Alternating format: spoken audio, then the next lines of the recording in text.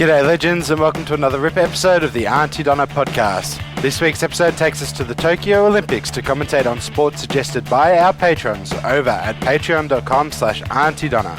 And remember, tickets to Auntie Donna the Magical Dead Cat Tour are on sale now at auntiedonna.com/shows.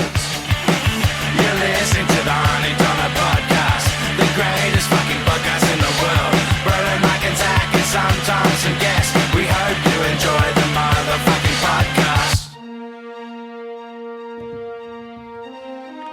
And welcome to the Olympic Games, where nations come together to compete and win medals. I am joined by my other two commentators, Michael Rowland and Lisa Miller. Good morning, Lisa. Hello. Michael. Hi, thank you so much. Sorry, the music's a bit loud. Hello. I just realised this would have been a good opportunity to get Gazy on the panel, but No, Gazy's... couldn't possibly work. No, yeah, that wouldn't make any sense. And I am Tim Fensham. hello Hey. Tim, how are you, man? Good. Now, are you ready to enjoy a day of Olympic Games? Yep. You just shook your head, Well, but no one can see that. No, because the thing that people don't know about my character, whose name is Lisa. Michael Rowland. Michael Michael Rowland, Rowland. Lisa Michael Rowland, is that I love sports and games. And I find them very similar, sports and games. I think a sport can be a game and a game can be a sport. That's all absolutely true, but I don't think it means much, but it is true. No, it's actually quite philosophical when you think about it. The game of love is a sport. For some. Okay, put the music back on. And Lisa Miller, how are you? Yeah, very well, thank you, Tim.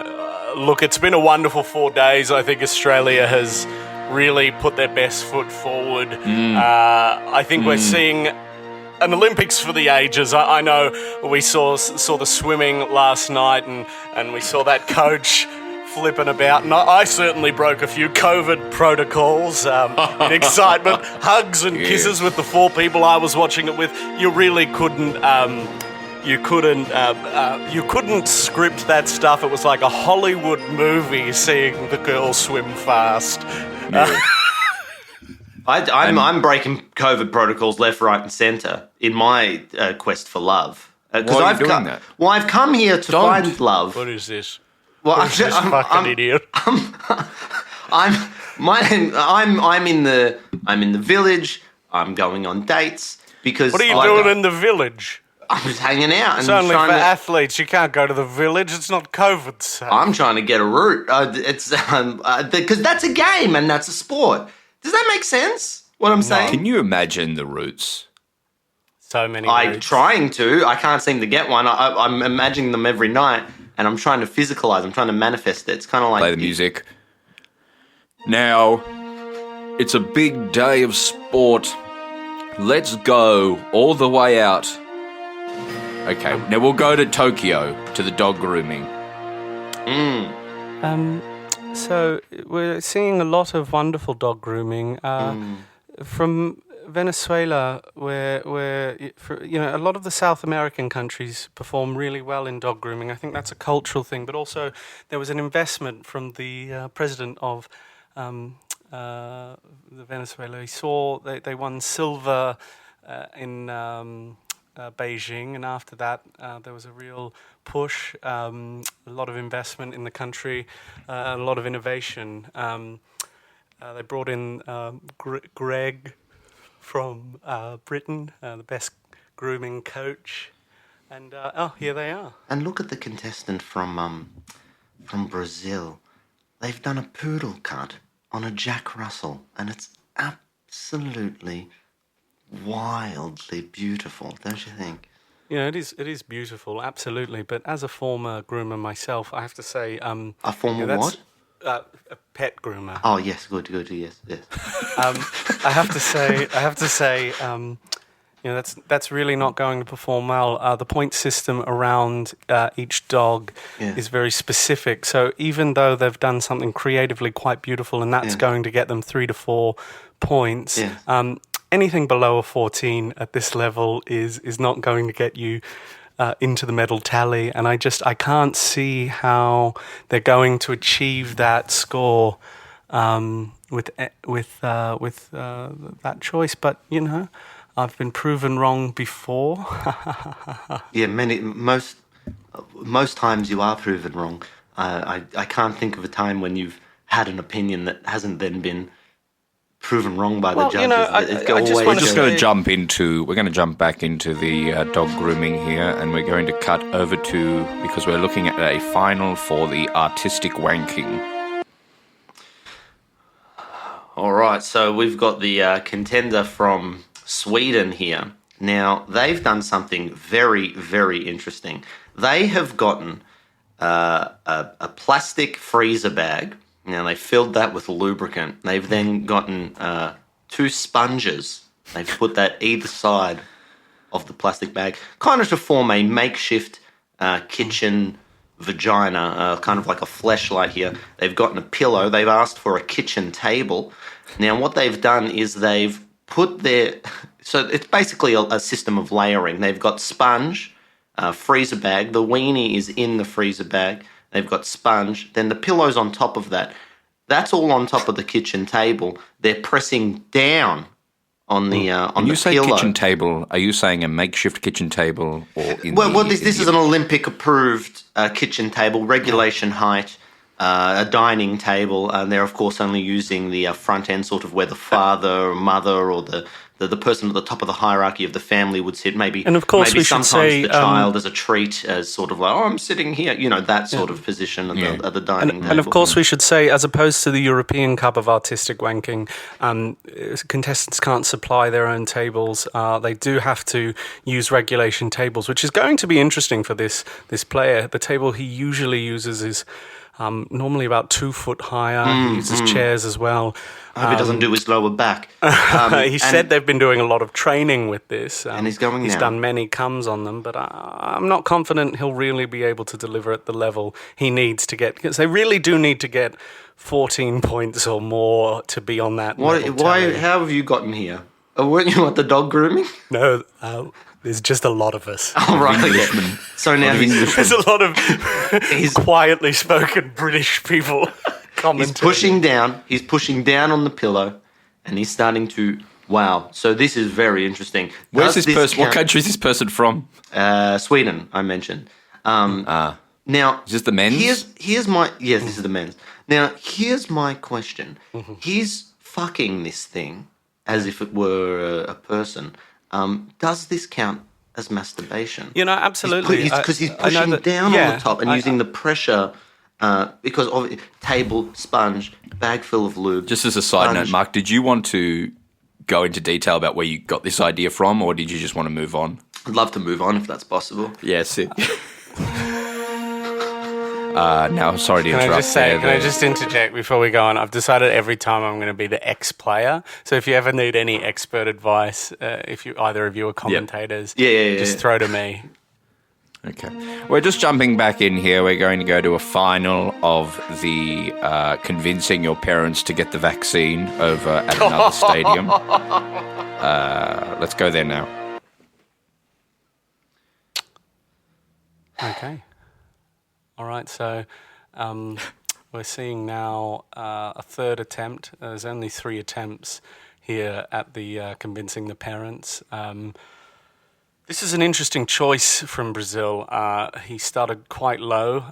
He had very amiable, agreeable, well-read parents initially, obviously passed very quickly, but I don't think I never thought that would get him into the medal tally. He's trying now with parents that up until recently were staunchly pro-vaccination, but decided to shift their political opinion based on their own comfort. Now here's my worry. He started with the AstraZeneca.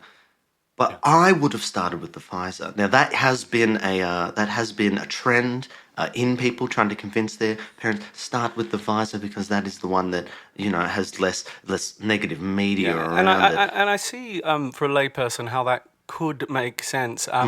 If you can convince a parent of getting the AstraZeneca, even though it's proven to be a very little risk for people over 60, or at least the balance, the experts, they do watch Channel 7 News more than them. So it's actually worth 3 points. So the Pfizer is worth 1.5 points, really.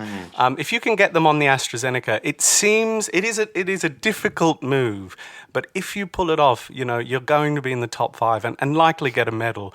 I personally wouldn't risk it, but it's a worthy shot, particularly for some of those. He has done it. The contestant from New Zealand has convinced their parents to take the Pfizer. We're cutting it here, and we are going to jump over to the movie marathon.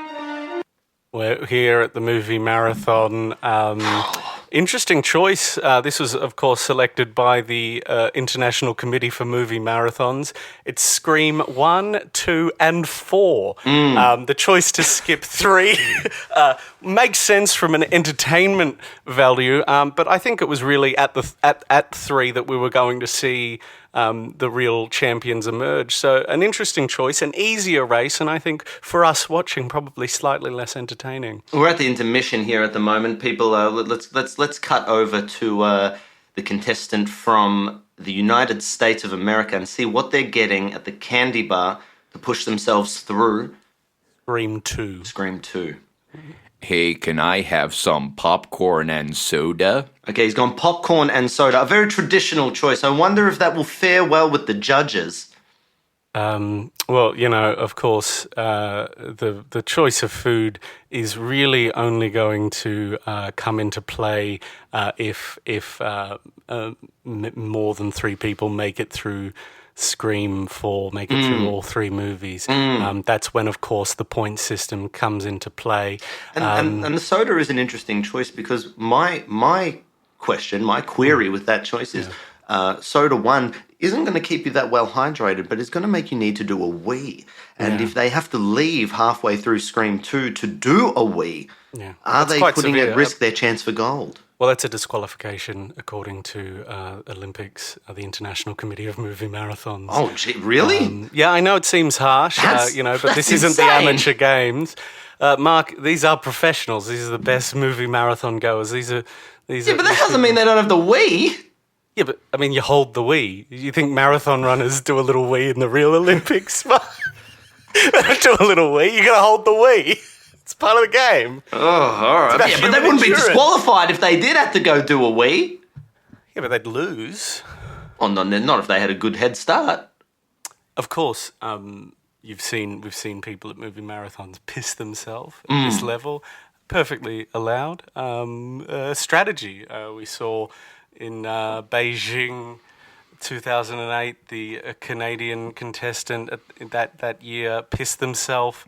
And make sure not to drink any water before they piss themselves. So it was viscous and stinky. And that sent out... viscous pee. There's nothing worse than a thick, viscous pee. And that got them all the way to silver. So that was very impressive. We're going to leave that see there. now. Right, what did you want to do? No, it was about the contestant from Australia sneaking in a cup of lollies. That's good shit. Yeah, but I didn't get there. I didn't get there in time. That'd be a good sport, is sneaking KFC into the movies. I've done it. I've done it many times. I did it for well, that's what I'm saying, because I would win gold in that. A couple of lollies gets you a few points, but if you get a hot food in and a pizza, that's the Olympic record, is someone getting a whole pizza in. And also that's not a good sketch. And maybe also not buying a ticket, but going up to the person who's at front who checks the tickets, shaking their hand and slipping them $10. That's how I used to get into the movies at Werribee 10, which was pretty cool. But it was $5 at the time. That could be an Olympic sport. So you're just getting a discounted ticket, really? Yeah, but you're doing it real shady. You're doing it real shady. Who's doing it? We have... was it a friend? It was like an older boy from high school who was like, "Hey, I'll look at the movies. If you see me there, shake my hand, slip me $5. I'll let you in and see You know what? I the give movies." him credit for his entrepreneurial spirit. Yeah. What's he doing now? I think he's dead. And do you know what else is dead? The exhibition industry, and it's his fault. We're going to go to an ad break. We'll be right back with more sports at the Olympic Games. Welcome back to the Olympics, and we're joining you at the finals for doxing. Here we are at the doxing women's division. Of course, it was only a men's event up until this year. This is the first Olympics with a women's division of doxing. Absolutely right. Yeah. Usually, this is actually the only second Olympics where doxing is brought in. They got rid of dressage and replaced it with finding out where people on the internet live and making that public. This is a really interesting event. Just a lot of pathetic nerds. Really pathetic nerds. And they don't get to perform in front of audiences very often, crowds. I think they would have been very excited to perform for crowds, except for, of course, this Olympics, there are no crowds. So a lot of them are in their comfort zone, just destroying people's lives in the stench of their own sweat. And of course, to secure the gold medal of doxing is of course getting someone swatted, and we're cutting over away now to the. What's that mean for the people who don't spend that's time in this? That's where you find where someone lives, and then send a SWAT team there in the hope that they'll be murdered or that sort of thing. It's quite, I think the hope there is that the SWAT team will come in and you'll see someone get shot on the internet live. I believe that's the intention there. I should just interject here and say, before we see if this SWAT is successful, I just want to explain basically how the point system works. The International Committee for Doxing have set up a point system. Basically, it's a negative point system on the reason the person is being doxed. So the more... the looser the thread, or the less of a reason to dox the person, the more negative point, the less negative points that is. Yeah. You then get the points for the execution of the dox, the time of the dox. It's a very complicated system, minus the term. So what's really interesting about this SWAT is this is because someone did a video essay where they just gave their opinion on a film that actually is a bit sodgy, and they didn't say anything other than the fact that they personally didn't like it and gave some good examples. So this, if this dox is successful, they're going to get a lot of points because they probably shouldn't have doxed that person at all. Not that you should dox anyone. No, and of course, major negative points are given for doxing yourself, which happens quite often. I know I've been guilty of doing that myself. And you've moved recently, haven't you, Zach? Yes. I've just recently moved to Ballarat. Right. Yeah, that's right. And you've been it's just off Lydiard Street, isn't it? Yeah, 27 Lydiard Street. I've got him, and that's 20 points for me. Thank you so much. And we'll see. I'm not a contestant here today, but a successful doxing does potentially count. We're going to cross now to the stadium down the road for the just another stadium. Yeah. We're going to go to I'm looking at the list here. Most Monty Python quotes per minute. Oh, that was a lot of Monty Python quotes there from the contestant from Britain. The judges are still counting it. Obviously, in the last few years, they've started sort of doing things where they'll use the end of one quote to be the start of the next quote, using the words at the end. So it does sometimes take a few minutes for the judges to get a count. Let's look at a highlight from the heats. Let's look at one that Mark's going to do. Yeah. Which is he shakes his head. Let's look at the highlights from the semi-final. Who broke the world record for the most Monty Python quotes. Most. He's a minute. He's not a messiah. He's a naughty boy. There's one there. We are the knights who say, There's "Nee, two. 'tis but a flesh wound." 3. You'd certainly think it would He's be moving higher. fast. Oh, He's moving fast.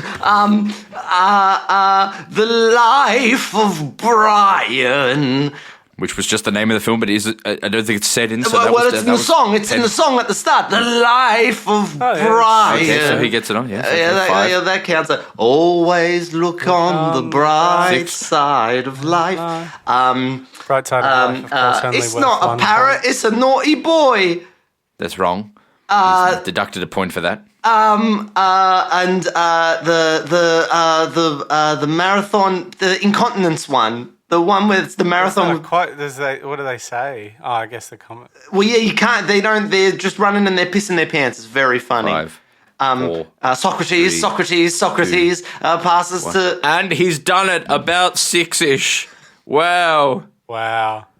That's incredible. And we'll see how he goes in the final. But first, we're going to jump over to the fucking 100-meter kiss. Is a 100-meter kiss. The two Australian contestants having a kiss. I'm not entirely sure. A, what this looks like. B, how this works. Or 3. He's hurt himself. He hurt his lippies. Oh, he's got a chapped lip. He's asking for some chap. He's asking for some coconut. Or what's it called? balm. Papaya. The papaya. Papaya balm. Yeah. And he's back at it. I think they're 100 meters apart, and they've got really long lips. I think that's what this is, and maybe how long they kiss for. Well, I We're thought just it going to was. cut away there. All right. No, you're going to explain what it is. I thought it was they're 100 meters apart and they have to kiss, but it's the longest that it takes the two people to meet in the middle, but they have to be trying to kiss the whole time, and then their lips meet. So this event could go for months. Wait, say that again. So that's the longest. So they're 100 meters apart, and they have to have their lips puckered, and then whoever takes the longest to meet and kiss in the middle wins. Yeah. Okay. All right, great. Well, we're cutting away now to the fart-propelled boat race. Well, this is the stinkiest event of the Olympics because, of course, to get enough arse power, usually it's horsepower in boats, but this event, of course, requires Fart-propelled. arse power. Yeah, what did you think it was? I thought it was front-propelled, and I was like, well, you just put the boats backwards. Yeah, and then you'd be fine. You just but put no, the it's boats fart. backwards and race backwards. Zach is not an expert on fart-propelled boat racing, obviously. But it's very stinky. Surprisingly, you get extra points if you shit your pants in this event, and the wetter the shit, the better. I think that really comes from, the history of the sport.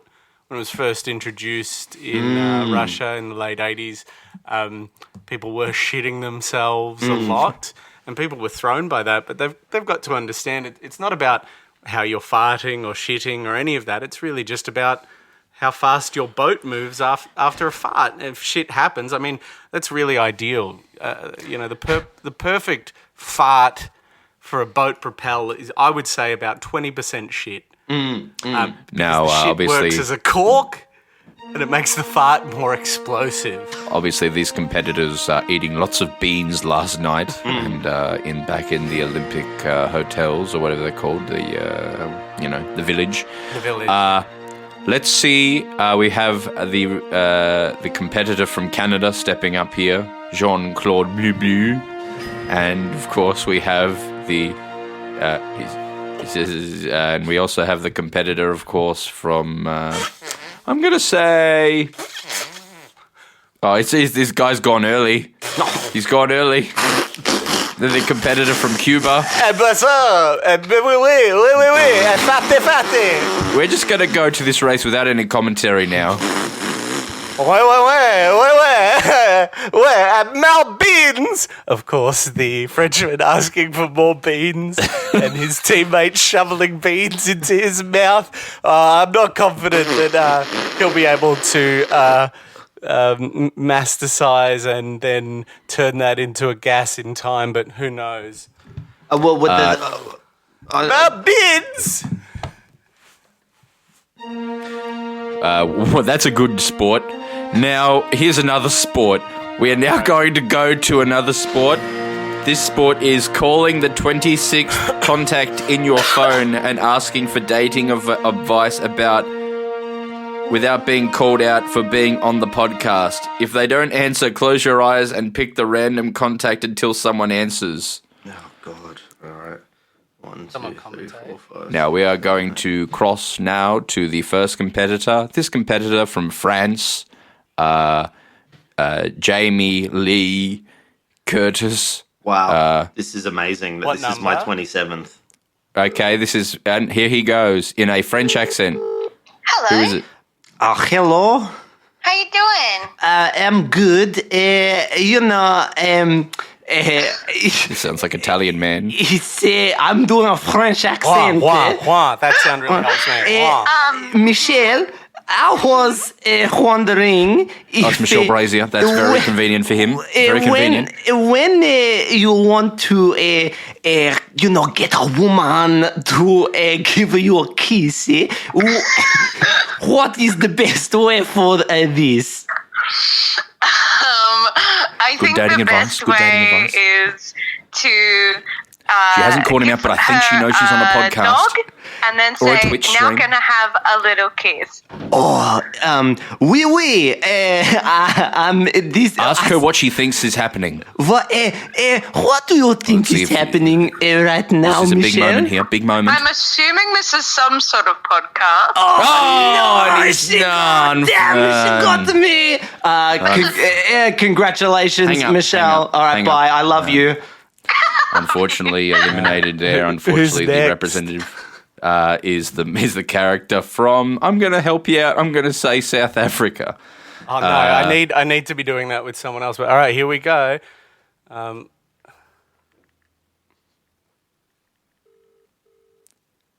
Okay, and we're not sure who this is going to be. I'm going to try and figure that out. The phone's ringing. This is a beautiful gold medal attempt. Oh, the no answer is Could not be a no boding answer. well. This could push him down to bronze. Hi, the person you have called is not available. Please leave a short 10-second message after the tone and we'll send You can the still message bring as it a back text. here a medal. Hello, Mark's brother, Scott Bonanno. Thank you so much for all of your help with our business. I'll need some advice on going on dates, though, having little kisses. Give me a call back. Thank you, brother. Being converted to text, it will be sent as an SMS. Thanks for using Telstra's message-to-text service. Wow. Well, Wow. there we see. That was a fantastic games. And then we have We're one. coming Well, to- don't we have one more? We have one more attempt at this. I don't think we do. I think we do. I think we do have one more attempt at this. The contestant from the South Pole, of course, Santa Claus is coming to compete in this incredible event, and Santa Claus. and we're gonna see What country is he from, though? The South What Pole. country is he representing? Oh, Antarctica. The South Pole. I thought you said Santa Claus. no, he's from the South Pole. It is Santa Claus competing. Oh, here we go. Okay, here we go. Santa Claus. That's so exciting. I would love to get some clarity on why Santa Claus is playing for the South Pole and not like a northern country. Just seems odd to me. Look, he's not real, Zach. So I don't know what All right. to tell you. Yeah, but the Olympics are, and the spirit of the Olympics are, and you need to show respect. Oh.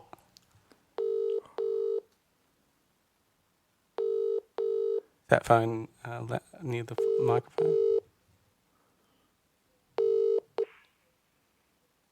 Hey, Bruce, Jackie, please leave a message. Thanks. Bye. Hello, it's Santa Claus. getting ready for Christmas at the North Pole, but I don't know how to date.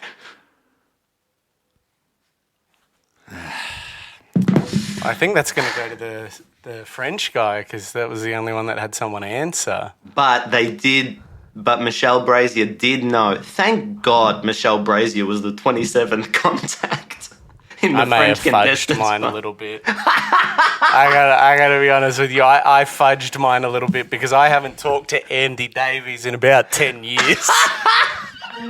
Well, what a great day at the Olympics. What a wonderful day. Thank you for all of your suggestions in the Patreon. Hang on. My sister-in-law's calling me back. Oh, he's still in for a chance. Hello, it's Santa Claus. No! How do I get a date? A date?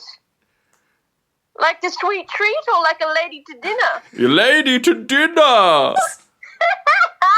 You just have to ask her nicely. Oh, okay. What do you think's happening right now? I don't know. Yes! I did it! Yes! The South Pole has won gold! Oh my god. Congratulations, Santa Claus, you did it! I gotta call back my sister-in-law. Santa looks a little bit confused. Oh no, there's a challenge from the judges. No! There's a challenge from the judges here that they we don't exactly know what's going on. Oh, it seems there's a potential that he lifted his elbow, he bent his elbow while he picked up the phone, making it not a full snatch. That is a hard We're just going to wait and see disqualification. the result from the judges. Oh, well, what are you 2-1. Santa's still got it. Yay! You've been listening to the Auntie Donna podcast. Thanks for joining us for another RIP episode brought to you by AuntieDonnaClub.com. See you next week.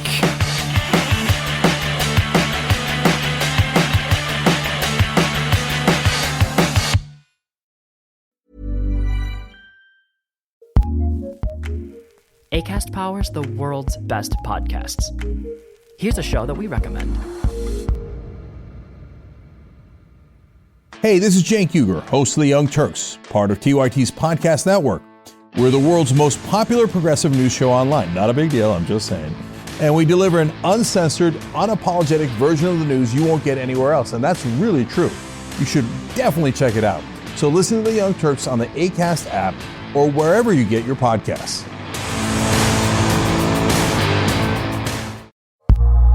Acast recommends.